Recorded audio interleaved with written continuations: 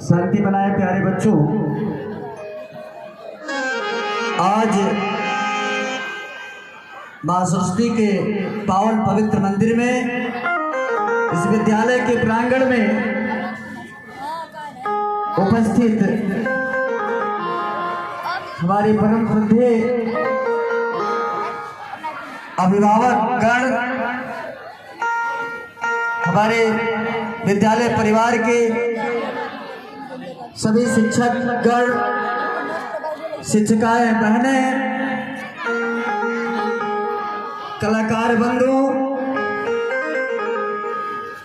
विद्यालय में उपस्थित सभी कर्मचारीगण और मेरे प्यारे बच्चों, बहुत देर से आप लोग यहाँ बैठ करके कार्यक्रम को प्रस्तुत कर रहे हैं, सुन रहे हैं। ये हम सभी लोगों का बहुत बड़ा सौभाग्य है। आज का जो दिन है, आज 26 जनवरी गणतंत्र दिवस के अवसर पर हम सभी शहीद, अमर शहीद बंधुओं को हृदय से नमन करता हूँ और सभी भारतवासियों को अपनी शुभकामनाएं प्रदान करता हूँ। गौर कीजिएगा, कुछ कहना बाकी नहीं है। हमारे शिक्षक, हमारे बच्चों द्वारा और हमारे वरिष्ठ प्रवक्ता श्री राजेश यादव जी ने आप लोगों को संविधान से लेकर सारी स्थितियों को अवगत कराए। कुछ बाकी नहीं है कहने के लिए। आज 26 जनवरी हम लोग मना रहे हैं। ये बार बार सभी लोगों को मंच के माध्यम से, कला के माध्यम से, न्यूज पेपर के माध्यम से, चैनल के माध्यम से बताया जाता है और इतिहास साक्षी है, इतिहास बताता है। उसी के तर्ज पे हम लोग चलते हैं। सब लोग जानते हैं कि 26 जनवरी क्यों मनाया जाता है।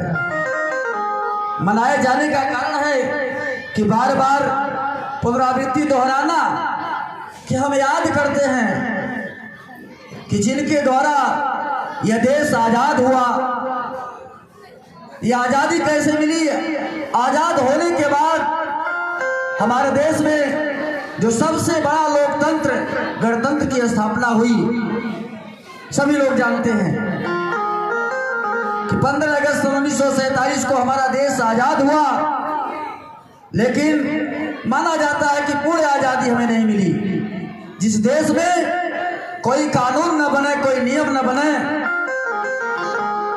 तो उसको पूर्ण आजादी नहीं मानी जाएगी। और यह बहुत विषम परिस्थिति थी कि देश में संविधान बनना बाकी था। विषम परिस्थितियों में भारतीय संविधान बना। बनने के बाद समय बहुत कम है। 26 जनवरी 1950 को भारतीय संविधान हमारे देश में लागू हुआ। तभी से यह देश गणतंत्र हुआ, लोकतंत्र की स्थापना हुई। और इसलिए हम सभी लोग हर साल 26 जनवरी को गणतंत्र दिवस के रूप में मनाते हैं।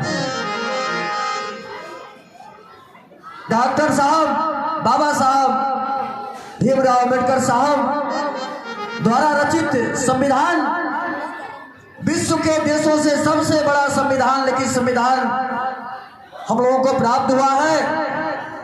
और इतनी बातें हैं कि कहने पे पूरा दिन या कई साल लग जाएगा, क्योंकि यह संविधान लिखने में 2 वर्ष 11 माह 18 दिन का समय लगा था। तो बताने में कितना समय लगेगा। और जो भाई हमारे राजेश जी ने आप लोगों को बताया, उसी पर मैं संक्षेप में बता रहा हूं आपको। शिक्षा, कि आज हम लोग यहाँ उपस्थित हैं, शिक्षा ग्रहण कर रहे हैं कि सदियों से जो अधिकार नहीं मिला था, सबसे महत्वपूर्ण मौलिक अधिकार और मौलिक कर्तव्य की बात आती है।